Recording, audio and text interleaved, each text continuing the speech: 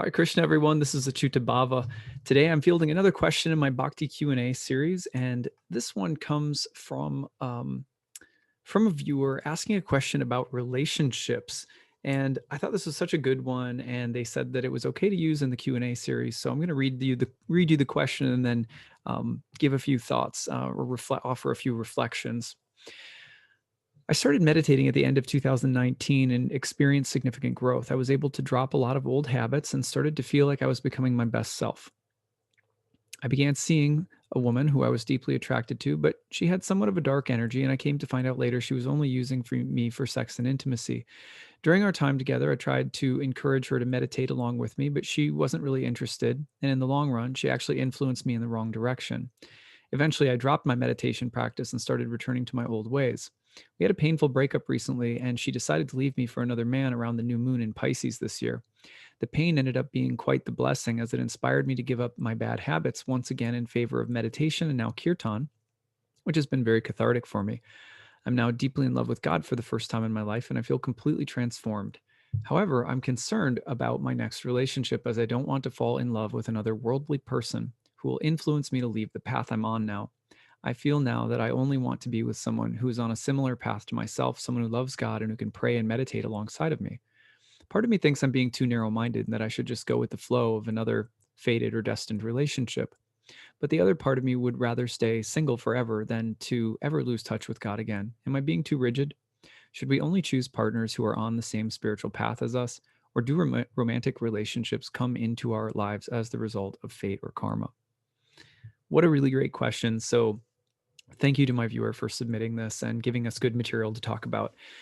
Um, so, as always, I issue this qualifier that I can speak from the little bit of experience that I have, life experience and bhakti experience, and also draw on what the Shastras say and what my teachers say. Now, some people, when they draw on Shastra, they can draw, exact verses to mind. I'm not quite there yet, but I can certainly speak to certain passages or relevant stories or things like that that have come from my gurus or from the shastras. So I'll try to do that in every video that I answer. So what do we say about spiritual relationships in bhakti? The general thing that you'll hear teachers in the community saying, gurus and senior devotees, people who've been around a long time, is that it's a little bit of both.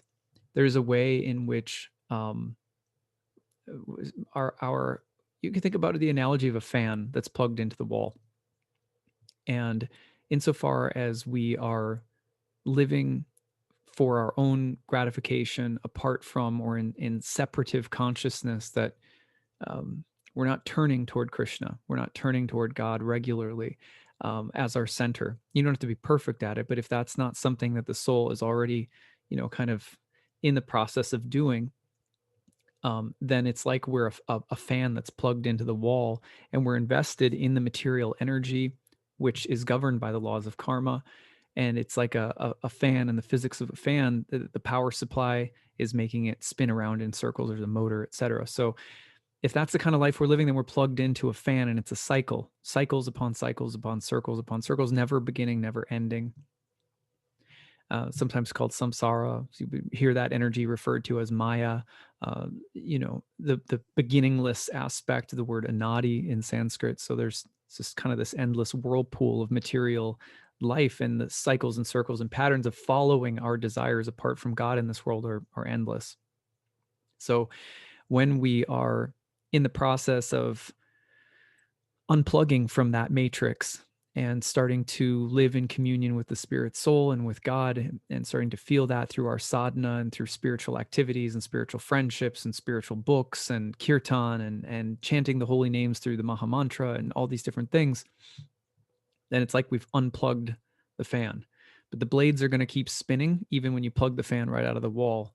There'll be some momentum that'll carry the blades forward. And so people who in this lifetime find themselves taking to a spiritual path, it's you who knows, I certainly don't, but you could say that it's probable that the plug's been pulled out in a previous lifetime. I mean, the Bhagavad Gita, for example, tells us that people accumulate the kind of pious, if you've done pious things in previous lifetimes, that you're likely to pick them back up in this lifetime. and continue that process. So that means that for a lot of people, probably the power source has been unplugged, but the blades are still spinning. So as the blades still spin, our karma is very deeply instructive to us. In fact, it's a different karma. It's different than people who are still completely plugged into the wall, so to speak. Not that we're walking around judging people, right? But but we can assess our own lives when we were more just completely plugged into the material world at times. That that power supply and being in that world is impersonal. It's we live according to laws of karma in that realm. When it's unplugged and there's momentum carrying it, karma's still happening. So there may be fated or destined relationships like the one that you had. And we could live a whole lifetime of being in spiritual life and still have to carry on karma from previous lifetimes. And some of them may involve relationships or patterns in relationships that are difficult. But the process will keep going. And there's a promise there. So don't lose faith. Even if you were to have 3 more relationships like the one you just described, the momentum is going to die down.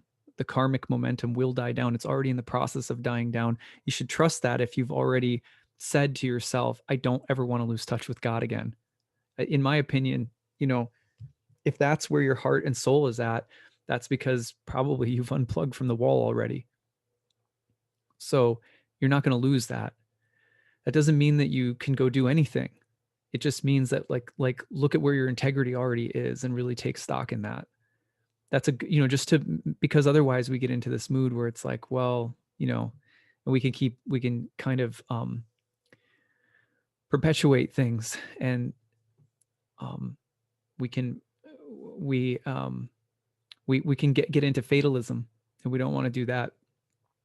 So, but as the blades are still spinning, the point is that because the power source is cut out, that karma is now personal rather than impersonal, which is to say that the way that our karma plays out is handled by God personally, because we've entered into the true nature of ourself. We've discovered what it means to be a real person.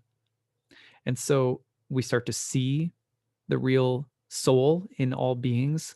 We start to relate to the center or source of all things, our divine original source. And as that happens, even though the blades are still moving and it still feels like we're going through the world of karma, we start to feel and see and notice that these experiences are from God. And they start becoming a part of how we grow and evolve in spiritual life, because the plug has been pulled out. We're now about spiritual things, which means that even though the blades are still spinning, we see and feel that karma more and more as the mercy, grace, and guidance of God guiding us home. So that's the other difference, is that even if you had 3 more relationships to go, you wouldn't lose touch. You won't lose touch with that sense of God's hand being in this and the need or desire to come back to God. God won't forget you because you've called out saying, please don't forget me. Please don't let me forget you. So it's a done deal. When we pray that prayer sincerely, God makes good on it every time. So first thing is that, we all have different karmic crosses to bear still. Who knows for how many lifetimes, but knowing that we in this lifetime have found our way back to the holy names, that we found our way to kirtan, filling our life, our ears, our surroundings with God, we know that we know that we're in the right place. And we know that so far Krishna hasn't forgotten us and we haven't forgotten Krishna. And then we can trust that means that we will never lose touch with God, and that God won't forget us and we won't forget God. There may be times where we, relatively speaking, forget God, but once we've made that choice, once you're praying prayers like that, I very much believe that means that the process of grace and liberation has already begun, and the path of bhakti, of immersing ourselves in love of God, has already begun. So in a sense, it's like, just whatever you've got, Krishna, bring it. I'll take whatever it is, just as long as you don't let me forget you. So even if there's relationships to come that are difficult, or that they're not ideal in some way for my spiritual life, that if that's my karma, that's my karma. Just don't let me forget you. So that's our prayer. We keep praying like that, as far as my teachers have taught me anyway. And uh,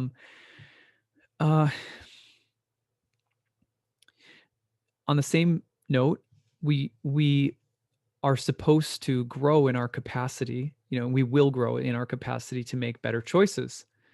And so, um, as we go along the bhakti path and we immerse ourselves more and more regularly in the love of God, um, every time we chant the names of God, every time with our japa, our mala, the beads, our prayer, and we're deliberately remembering God. And every time we sing kirtan or listen to talks, even like this one, we're inundating ourselves with spiritual culture. And that is remembrance. And so the practice of remembrance leads to remembering. And what are the two instructions of Krishna consciousness, as lots of the teachers of bhakti like to say? Always remember Krishna and never forget Krishna. So if that's our lifestyle, if we're living in that way and we don't let go of it, no matter what comes, we'll be fine. And that starts today by remembering Krishna. For me, that means I got to get a chapter of the Gita done. I've got to make sure I hear kirtan today. I've got to take care of my deities on my altar, and I've got to chant. And if I do that every day and just keep trying to plug into spiritual life, then I won't forget. And the times that I do forget are relatively less harmful over time. No, okay, so along that path, if we're trying to remember Krishna every day and we're making better choices because we're remembering, it's harder to make bad choices that deviate from Krishna if we are in the practice of remembering Krishna every day. It's not that you won't or we don't. The blades might still be spinning for a while and we're still conditioned beings. We're maybe nowhere close to prem, pure love of God, but we're little jiva saints in the making. Our little creeper of devotional life has to grow up, and got to just keep pouring water and giving it sunshine, and it will. But if we do that, then gradually there does come stages where we might start to make better choices. And one of the ways that bhakti teachers tell us about making better choices, there's lots of different areas of life that we have to make choices in. But when it comes to relationships, the most important choice is that we be with someone. The primary thing is that we be with someone who has love of God and remembrance of God at the center of their lives, who has prayed that same prayer that you prayed in your email, which is the prayer of I don't want to forget God again. I'm concerned that I'll forget God. I would rather stay single forever than to ever lose touch with God again. It's not that you can or can't or should or shouldn't have a relationship. It's that if that prayer remains constant in your heart, along with many other prayers, right? But if that's a constant prayer that you come back to, then the likelihood is that you're going to meet someone um, just by virtue of the goggles you start wearing in terms of how you look at people and what kind of relationships you value, that you're going to start looking at the world through the lens of love of God, which means why would you want to spend a whole huge amount of time with someone who doesn't have that same prayer in the center of their heart? Like it would be nice to have a partner. That's a desire that I have, but please don't let it be something that makes me forget you. Please make it be part of what helps me to remember you. If that's the prayer of the person that you're interested in, like that's the baseline. That's the most important thing to choose. Now, not everyone's going to be in a position where they have that ability. So it's quite an opportunity to be in position like that, because many people are going to get into bhakti or reawaken their spiritual calling in this lifetime in the midst of a relationship that does not feature that compatibility. That doesn't mean we give up. That doesn't mean we're not qualified to be spiritual. It doesn't mean that a partner couldn't change. It's just, it's really kind of fortunate to be in the position to say, hey, look, I know my priorities and I can really make it clear when I go into a relationship. Not that that also prevents us from other future challenges with that partner, but that's a baseline that we probably want to have if we can. And then the second thing is that it should not only be someone who loves God, but who's in a similar space with you. You don't want someone who's really above you, and you don't want someone who's too far below you in terms of where their commitment level is at. You want to, like a peer basically. And not only that, but someone who has a similar mood, a similar, bhav, a similar taste and a similar feel to them. It's like someone who likes similar music or something. Well, it's like you got to find someone whose spiritual life resembles your own. At least it's not too sharp of a contrast.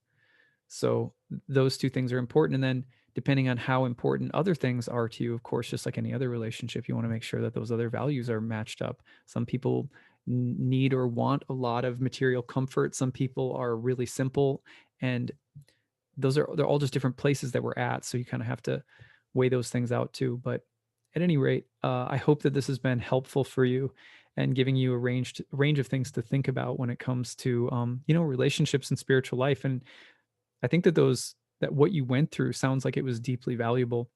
Remember that with Radha and Krishna, our highest example of love, that there are alternations all the time between separation and union. And this feeling of that Radha often has, which is, where is my Krishna gone? Like, where is Krishna? And then she'll even get mad, or frustrated, or kind of fume, and like, where is Krishna? And because Krishna goes away sometimes, and then Krishna will come back, and then there's this reunion. And in a sense, we're never ever separate from Krishna, but there's also periods of time where we go through this sense of sojourning in separation, and then we come back. And that's how it is, and so we're trying to perfect that dynamic rather than be lost in a very perverted reflection of it. The soap opera of spiritual life is pure love and beauty and bliss, even when there's a constant movement between separation and union. It's perfected in the spiritual world. In this world, we go through that all the time, but it's the definition of suffering. So bring Krishna into the middle, and that dynamic over time, we start to relish it too. So, it's like as we grow in spiritual life, there's often times where we're going to feel more apart from Krishna, and then Krishna draws us closer again. In the Bhagavad Gita, Krishna says, from me come both remembrance and forgetting. So I'm both.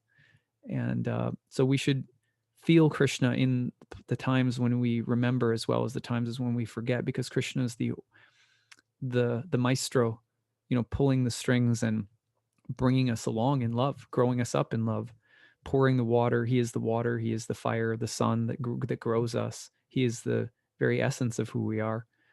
So trust the process, as a lot of my teachers have told me to. I hope this is helpful, and thank you for the great question. If anyone else has any questions, feel free to email me info@nightlightastrology.com and put Bhakti Q&A in the subject line. Until next time, Hare Krishna.